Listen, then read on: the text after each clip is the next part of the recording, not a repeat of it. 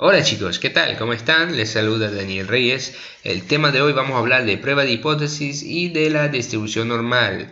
Sí, antes de iniciar el tema, ese tema debe quedarse pero muy claro.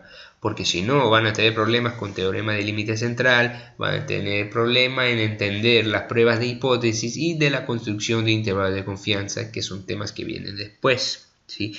Entonces, para no empezar a gastar tiempo en palabras, solo le voy a explicar rápidamente qué es la distribución normal. ¿Sí? La distribución normal es simplemente la forma en que se distribuye un conjunto de datos, ¿sí? Un conjunto de datos de carácter numérico o cuantitativo, como por ejemplo en este caso las notas del curso de Estadístico 2 de una universidad. Tenemos 21 alumnos, que eso es nuestra población. No confundirse entre población y muestra, por favor, ¿sí? Y aquí podemos ver cómo se distribuye, ¿sí? Ahí tenemos la campana de Gauss. Sabemos que la distribución normal tiene tres propiedades importantes, que es simétrica, que tiene forma de campana y que es asintótica, ¿sí? Y recuerden que según la teoría, la media va a ser igual a la moda y a la mediana. La línea azul representa la media poblacional, en este caso, ¿sí? Que es de 64.14. La mediana en este caso nos va a indicar que 50% de los alumnos van a sacar una nota superior a 64.14 y 50% van a sacar una nota inferior, en caso que las medidas de tendencia etcétera son iguales, pero no siempre son iguales, y esto justo es por eso que necesitamos la prueba de normalidad. Es más, vamos a ver que en este caso aquí vamos a ver que no son exactamente lo mismo, son muy parecidos pero no son exactos, ¿sí? Y es por eso que necesitamos la prueba de normalidad. Iniciamos, ¿sí?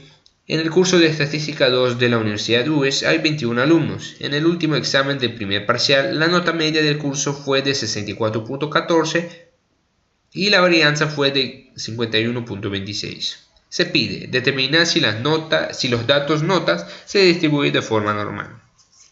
Ok, el primer paso, tenemos que crear dos pruebas de hipótesis. La hipótesis nula, que nos indica que los datos se distribuyen de forma normal. El statu quo, los datos se distribuyen de forma normal. Estamos asumiendo que se distribuyen de forma normal, ¿sí? Que tienen esa campana y tienen las propiedades que hemos hablado de la simetría, ¿sí? Etc. La hipótesis alternativa H1 o HA nos indica que los datos no se distribuyen de forma normal. Es la hipótesis del investigador, ¿sí? Y aquí tenemos alfa de 5%, muy importante. ¿Qué quiere decir alfa de 5%? Primero, alfa o nivel de significación es un valor o una probabilidad que el investigador elige. Puede ser de 1%, de 5%, de 10%, que son los valores más comunes, ¿sí? Puede ser también diferente dependiendo del investigador y del tipo del examen o test que está haciendo. En este caso, alfa o nivel de significancia es la probabilidad de cometer error tipo 1. ¿Qué es error tipo 1? Muy importante de comprender. El error tipo 1 es la probabilidad de rechazar la hipótesis nula aunque es verdadera. Es decir, hay una probabilidad de 5% que yo voy a rechazar la hipótesis nula aunque es verdadera, ¿sí? Por eso se llama error tipo 1, ¿sí? Ahora, después que planteamos la hipótesis, vamos a crear la prueba de normalidad, ¿sí? Vamos a los datos, vamos a analizar, vamos a estadísticos descriptivos, explorar. Aquí voy a poner restablecer para iniciar todo de nuevo, ¿sí? Otra vez, vamos a analizar, explorar, ¿sí? Aquí tenemos los datos, le ponemos en lista de dependientes, vamos a gráficos. En gráficos quitamos tallo de hoja, en diagrama de caja ponemos ninguno, y aquí gráficos de normalidad con prueba. Y aquí en descriptivos ponemos histograma, ponemos continuar. Regresamos otra vez a estadísticos. Aquí podemos ver que tenemos nivel de confianza del 95% y es por eso que nivel de significancia alfa es de 5%. Son complementos al 100%. ¿Sí? Ponemos continuar y aceptar. Aquí tenemos el resumen de procedimiento de casos que nos indica que hay 21 casos, 21 datos, 100% de los datos, ningún dato perdido. Aquí tenemos los datos descriptivos, que es la media, que es 64.14, la mediana, que es de 63, que no es lo mismo, si dan cuenta. La varianza, la desviación estándar, mínimo, máximo, rango intercuartil, asimetría, que debe ser 0 según la teoría, pero ven que tampoco es 0, y la kurtosis. Aquí podemos ver la histograma y justo por esos temas tenemos que usar la prueba de normalidad, porque si el histograma era, digamos, a veces con el histograma es un poco difícil de ver si los datos se distribuyen de forma normal. Por eso tenemos la prueba de normalidad. Tenemos dos pruebas de normalidad, el Kolmogorov-Smirnov y el Shapiro-Wilk. ¿Sí? En caso que n es menor a 30, usaremos el Shapiro-Wilk. En el caso que n es mayor a 30, usaremos Kolmogorov-Smirnov. Nota: algunos autores indican que también se le puede usar cuando n es menor a 50, es decir, cuando n es menor a 50 se puede decir Shapiro-Wilk. Cuando n es mayor a 50 se puede usar Kolmogorov-Smirnov. En este caso todo depende de que lo que los diga el profesor. El profesor ya él puede elegir cuándo usar n menor a 30 o si usar n menor a 50. Nosotros vamos a usar n menor a 30 Shapiro-Wilk. N menor a 30 Shapiro-Wilk, por favor. ¿Sí? Vamos a ver aquí, ¿sí?, los estadísticos. El estadístico no necesitamos por el momento, el grado de libertad tampoco. Lo que nos interesa es aquí el sig y este valor aquí. El sig o el nivel de significancia es 5% y el valor aquí de 98.2% o 0.98, ¿sí?, se conoce como el p-valor. El p-valor es simplemente la probabilidad de no rechazar la hipótesis nula. En este caso es muy alta, es de 98.2% de no rechazar la hipótesis nula. Y recordamos que cuando el p-valor es mayor que el nivel de significancia de 5%, no se debe rechazar la hipótesis nula. Repite, cuando el p-valor es mayor que el nivel de significancia o alfa, en este caso que es de 5%, no se rechaza la hipótesis nula. ¿Sí? No se rechaza la hipótesis nula. Eso es la respuesta. ¿Sí? Vamos aquí y podemos determinar que efectivamente la hipótesis nula no se debe rechazar porque el p-valor es de 98.2%, es decir, es la probabilidad de no rechazar la hipótesis nula, ¿sí?, el p-valor. Ya, vamos con el segundo tema, a calcular las áreas. Literal B nos indica cuál es la probabilidad de seleccionar a un alumno del curso cuya nota es menor a 60. ¿Sí? Aquí está 60. Queremos la probabilidad, toda esta probabilidad, calcular la probabilidad que al seleccionar un alumno al azar, su nota va a ser menor a 60. Okay. Mediante Excel, fácil. Vamos a igual dist normal n. En X vamos a poner siempre el valor que nos interesa, que en este caso es 60. La media poblacional es de 64.14. Desviación estándar de 7.16. Es la raíz de la varianza. Y el acumulado 1, no pongan 0, ¿sí? Y la probabilidad es de 28.14%, que si yo selecciono una persona al azar, un alumno al azar, su nota va a ser inferior a 60. ¿Sí? Para hacerlo con zetas, ¿sí?, aquí hay otra línea de zetas imaginaria. Recuerden que aquí está z y en la línea azul aquí donde está la media poblacional tenemos z igual a 0. Es por eso que a la izquierda todos los valores a la izquierda de 0 son negativos en z crítico, hablando de z, y todos los valores a la derecha del 0 son positivos, hablando de z, no se confunde z con x, ¿sí? Estamos tipificando. La forma de tipificar es la siguiente. Aquí está la fórmula.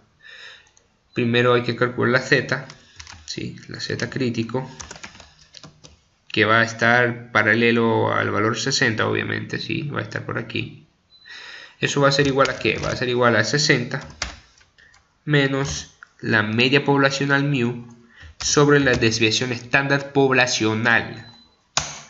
Nos va a dar z crítico de 0.58, ¿no? Con 3 decimales nos va a dar 0.57. Le dejamos en 58, ¿ya? Con Excel vamos a dist normal estándar n.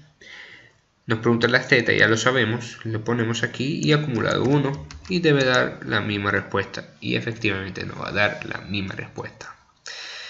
Con tabla vamos a buscar ese valor de menos 0.58. Vamos a la tabla, ¿sí? Vamos aquí. El valor de tabla para z es el área bajo la curva de la normal estándar, a la izquierda de z, ¿sí? Aquí nos va a dar siempre los valores de menos infinito hasta el corte, los valores negativos. Vamos a buscar menos 0.5. Aquí está, menos 0.5. Y ahora vamos a buscar el 0.08 que está arriba aquí. Aquí. Vamos a bajar.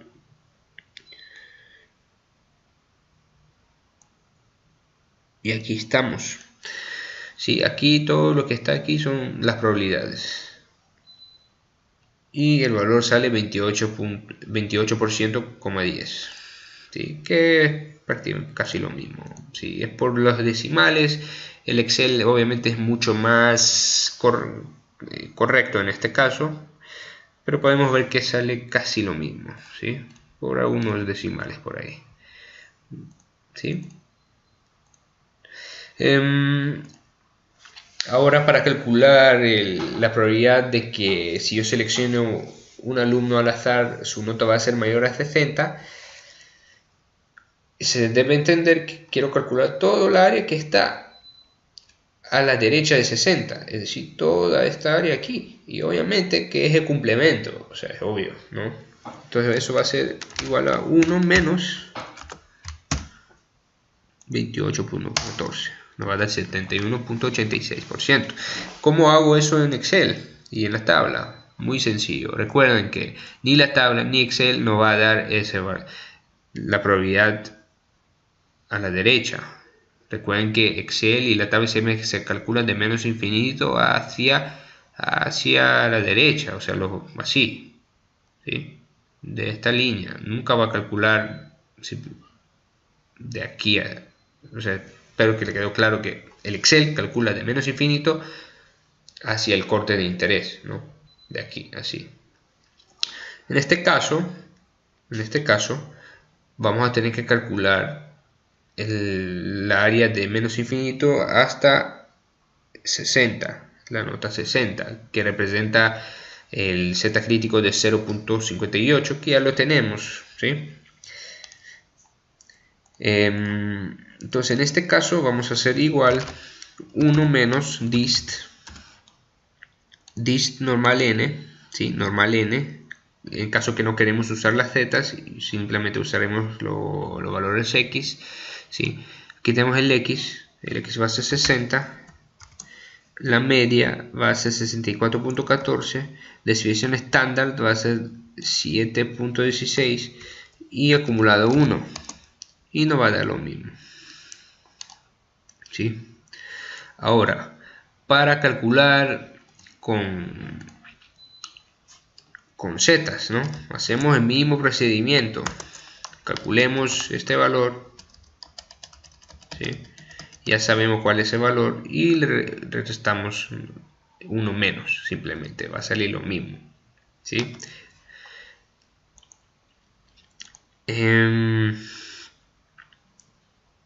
Es decir,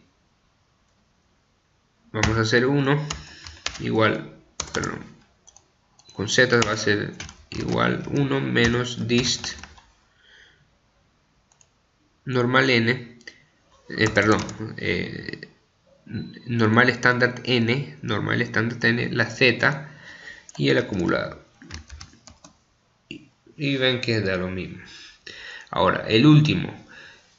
Calcular la probabilidad de que si yo selecciono al azar un alumno, su nota va a ser entre 60 a 70, es decir, de 60 a 70, toda esa área aquí, ¿sí?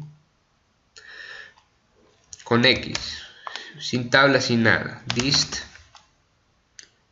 normal n, X, siempre vamos a coger el X mayor, que es 70, en este caso, media de 64.14, desviación estándar de 7.16 y acumulado, menos dist, normal n, X va a ser 60, desviación, la media va a ser 64.14, desviación estándar 7.16 y acumulado 1. Y nos va a dar una probabilidad de 51.19%. Ahora, para hacerlo con Z, ya sabemos el Z crítico de 60, es menos 0.58. Ahora solo falta calcular el Z crítico del 70. Eso va a ser igual a 70 menos mu, que es la media poblacional, sobre raíz de n, sobre desviación estándar, ¿sí? Poblacional. Eso nos va a dar un Z crítico de 0.81, ¿sí? Que está aquí. Y obviamente podemos ver que tiene lógica que sea positivo, porque recordemos que cuando hablamos de zetas, el Z en el medio va a ser 0, ¿sí? En la línea azul que representa la media, ¿sí? Es 0. Por eso los valores a la derecha de 0 son positivos, los valores a la izquierda de 0 son negativos. Vamos a igual dist normal estándar n, z de 0.81, ¿sí? Acumulado, menos dist normal estándar n, el z negativo, ¿sí? 1. Recuerden que siempre va a ser el mayor menos el menor y nos va a dar exactamente lo mismo, ¿sí? La probabilidad. Ok, chicos, espero que le ha quedado claro. Si tienen alguna duda, por favor déjame un comentario y espero que se le quedó claro. Recuerden que ese tema es bien importante para que lo comprendan, porque si no van a tener bastantes problemas. Ok, hasta luego. Chao, chicos, cuídense.